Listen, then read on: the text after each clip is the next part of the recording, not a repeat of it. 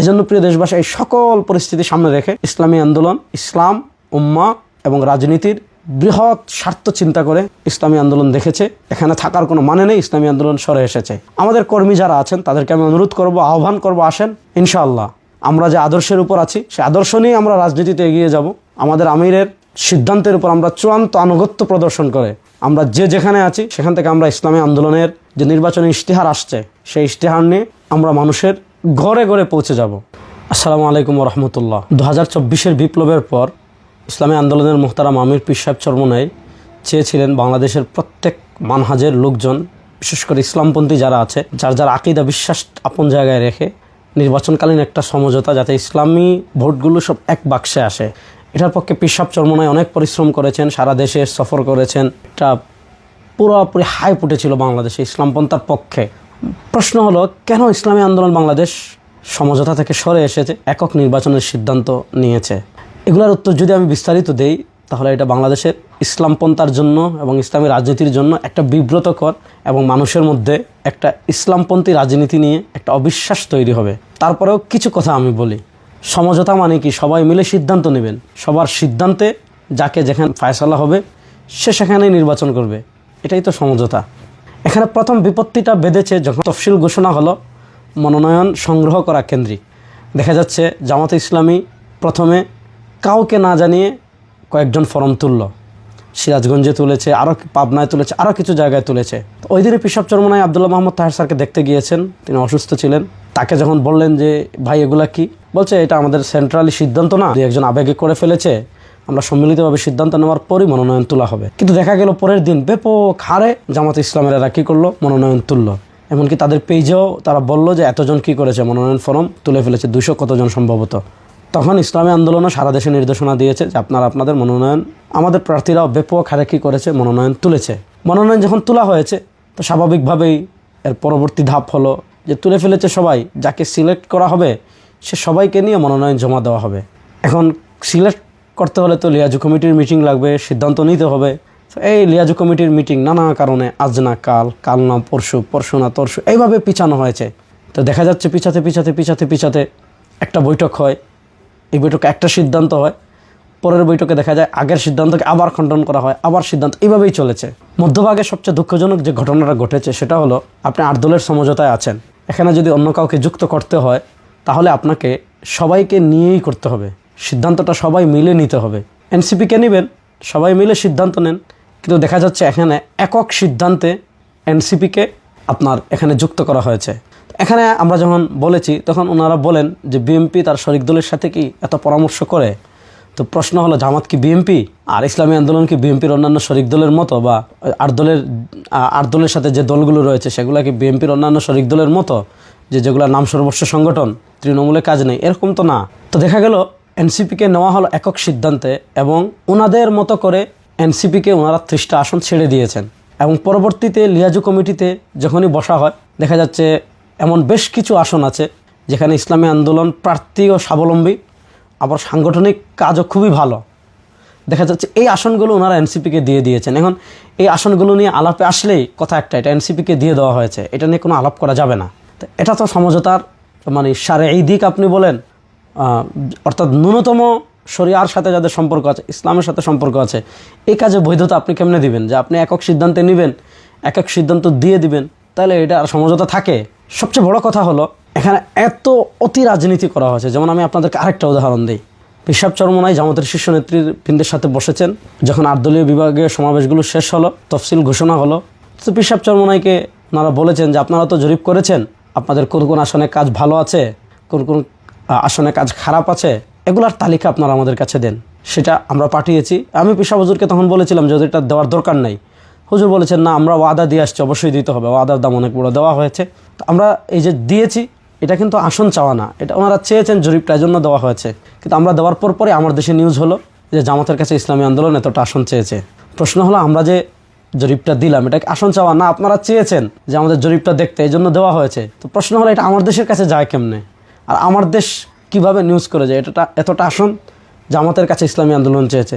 এই পলিটিক্সটা শুধু ইসলামী আন্দোলনের সাথেই করা হয় নাই। দেখা যাচ্ছে বাংলাদেশ খেলাফত মজলিস, নিজামে ইসলাম পার্টি, সবাই থেকে বলা হয়েছে যে আপনারা কোন কোন আসনে কাজ ভালো, এই তালিকাটা দেন। সবাই দিয়েছে, তারপর সম্মিলিতভাবে নিউজ করা হয়েছে যে জামাতের কাছে 273-75টা আসন চায় শরিকরা, অর্থাৎ এই হাইপটা মিডিয়াতে এইভাবে তৈরি করা হয়েছে।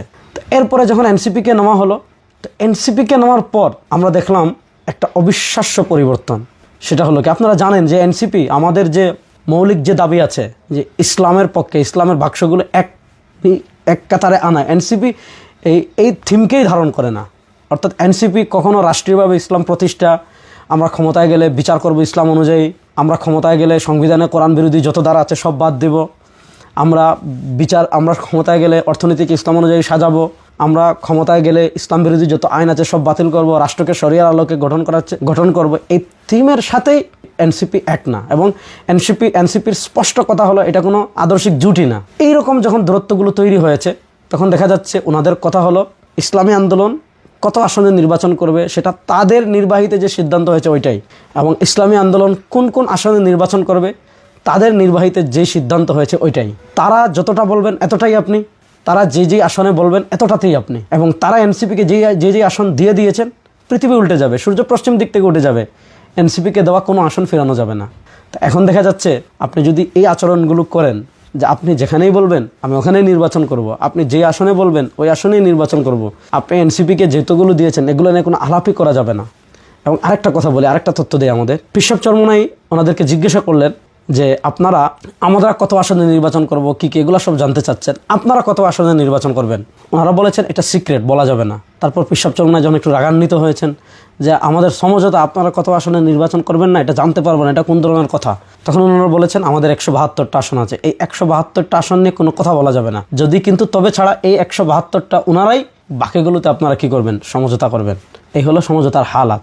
এনসিপিকে যখন ওনারা ওনাদের মতো করেছেন, ধারণ করেছেন, এনসিপিকে যখন ওনারা ওনাদের মতো আসন দিয়েছেন, তখন আমরা দেখেছি যে ওনাদের আগের যে বক্তব্য, সেই বক্তব্য আর বর্তমান বক্তব্য অনেক ডিফারেন্স। এখন আর ওনারা শরিয়ার কথা বলেন না, এবং খ্রিস্টান প্রতিনিধিদের সাথে ওনারা স্পষ্ট ভাষায় বলেছেন যে খ্রিস্টান প্রতিনিধি এসে বাহির হয়ে যে বক্তৃতা দিয়েছে যে ক্ষমতায় গেলে ওনারা শরিয়া প্রতিষ্ঠা করবেন না, ওনারা এরপরে প্রতিবাদ দিয়েছেন, দিয়ে কি বলেছেন যে দেশের যে সিস্টেমেই চলছে এই সিস্টেমেই রাষ্ট্র চলবে, সংখ্যাগরিষ্ঠ মানুষের মতামত ছাড়া ওনার রাষ্ট্রের কোনো বিধান পরিবর্তন করবেন না।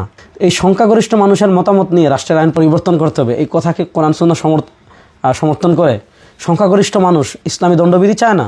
আমাদের দেশে যারা পলিসি মেকিংয়ের জায়গায় আছে তারা কখনো ইসলামী দণ্ডবিধি চাইবে না, যে চুরি করলে, কেউ রাষ্ট্রের টাকা চুরি করলে, দুর্নীতি করলে, দেশের টাকা বিদেশে পাচার করলে, ব্যাংক ডাকাতি করলে, শেয়ার বাজার ডাকাতি করলে ইসলাম তার শাস্তি দিচ্ছে হাত কাটা, এটা তারা কখনো চাইবে না। তারা কিসাস চাইবে না, তারা হুদুদ চাইবে না, তারা তাজিরাত চাইবে না, তারা ইসলামী অর্থনীতি চাইবে না, তারা ইসলামী দণ্ডবিধি চাইবে না। কারণ ইসলামী দণ্ডবিধি থাকলে তারা দেশকে খেতে পারবে না, চুষে খেতে পারবে না, বিদেশে টাকা পাচার করতে পারবে না। তাহলে আপনি তারা চাইবে না যারা পলিসি মেকিংয়ের জায়গায় আছে, আপনি কি তখন এটা মেনে নেবেন? এটাই কি ইকামতে দিন? আর এটা কি ইসলামী শরিয়া? আর এটা কি ইসলাম?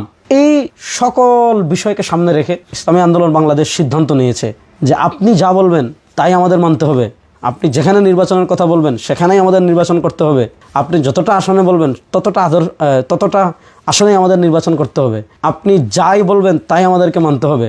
অসকল মোড়লগুলি ইসলামী আন্দোলন অতীতেও মানেনি, অসকল নিজে যা মন চায় অতি রাজনীতি আপনি আপনার মতো করেন, কিন্তু ইসলামী আন্দোলন এই অতি পলিটিক্সে নেই, অতীতেও করেনি, এখনও করে না, সামনেও করবে না।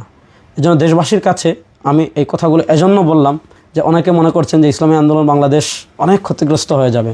ইসলামী আন্দোলন বাংলাদেশ ক্ষতিগ্রস্ত হবে নাকি লাভবান হবে সেটা আমরাও জানি, কিন্তু এখানে পরিস্থিতিটা এমনভাবে তৈরি করা হয়েছে যে আপনি তাদের সব মেনে, যেখানে বলবে সেখানে, যাকে বলবে তাকে, তাদের সব মেনে আপনাকে কি করতে হবে, সমঝোতায় যেতে হবে। ওই সমঝোতায় পৃথিবীর সবাই গেলেও ইসলামী আন্দোলন যাবে না। এটা যারা ইসলামী আন্দোলন রাজনীতি জানেন, দেখেছেন, এটা বুঝবেন। আরেকটা কথা বলে বিশ্বাস করি, আমাদের মুফতি ফয়জুল করিম হাফিজাল্লাহ, যাকে আমরা শায়েখে চরমোনাই হিসাবে সারা বাংলাদেশের মানুষ চিনি, তাকে, তার চিন্তা, তার চেতনা, এবং আমরা সকলেই জানি যখন এই অতি পলিটিক্সগুলো করা হয়েছে, মুফতি ফয়জুল করিম হাফিজাল্লাহ তখন বরিশাল থেকে এসেছেন যে কোনোভাবেই এই সমঝোতাটা থাকুক। তখন তিনি আব্দুল্লাহ মোহাম্মদ তাহের স্যারের বাসায় গিয়েছেন, গিয়ে বলেছেন ভাই যেভাবেই হোক আপনারা এই এনসিপি নিয়ে অতি রাজনীতি করে, এনসিপি নিয়ে অতি চালাকি করে দয়া করে আমাদের এই সমঝোতাটা ভাঙবেন না, কোনোভাবে যাতে আমাদের সমঝোতাটা নষ্ট না হয়। তিনি 1 to 1 তাকে গিয়ে বলে আসতেন। কিন্তু ওনাদের কথা হলো ইসলামের স্বার্থে সব বিসর্জন ইসলামী আন্দোলন দিবে, উম্মার স্বার্থে সব ত্যাগ ইসলামী আন্দোলনই করবে, উম্মার স্বার্থে সব কোরবানি ইসলামী আন্দোলন করবে, সমঝোতা রক্ষার্থে সব কিছু ইসলামী আন্দোলন করবে। কিন্তু ওনারা যা বলেছেন, যে সিদ্ধান্ত নিয়েছেন, যা করবেন এটা থেকে 1 ইঞ্চিও সরবেন না। এজন্য প্রিয় দেশবাসী, এই সকল পরিস্থিতি সামনে রেখে ইসলামী আন্দোলন ইসলাম, উম্মাহ এবং রাজনীতির বৃহৎ স্বার্থ চিন্তা করে ইসলামী আন্দোলন দেখেছে এখানে থাকার কোনো মানে নেই, ইসলামী আন্দোলন সরে এসেছে। আমাদের কর্মী যারা আছেন তাদেরকে আমি অনুরোধ করব, আহ্বান করব, আসেন ইনশাআল্লাহ আমরা যে আদর্শের উপর আছি সেই আদর্শ নিয়ে আমরা রাজনীতিতে এগিয়ে যাব। আমাদের আমিরের সিদ্ধান্তের উপর আমরা চূড়ান্ত আনুগত্য প্রদর্শন করে আমরা যে যেখানে আছি সেখান থেকে আমরা ইসলামী আন্দোলনের যে নির্বাচনী ইশতেহার আসছে সেই ইশতেহার নিয়ে আমরা মানুষের ঘরে ঘরে পৌঁছে যাব। আমি সবসময় বলি, আমরা যেই নিয়তে নামাজ পড়ি, যেই নিয়তে রোজা রাখি, যেই নিয়তে হজ করি, যেই নিয়তে জাকাত দেই, যেই নিয়তে তাহাজ্জুদ পড়ি, ওই নিয়তেই আমরা ইসলামী আন্দোলন করি। সুতরাং ইসলামী আন্দোলনের রাজনীতিতে অতি ধূর্ততা, অতি চালাকি, অতি পলিটিক্স এগুলো ইসলামী আন্দোলনের রাজনীতিতে নেই। আমরা যেভাবেই চলছি সেভাবেই এগিয়ে যাব ইনশাআল্লাহ। একদিন না একদিন এদেশে ইসলাম বিজয় হবেই হবে। আসসালামু আলাইকুম ওয়া রাহমাতুল্লাহি ওয়া বারাকাতুহু।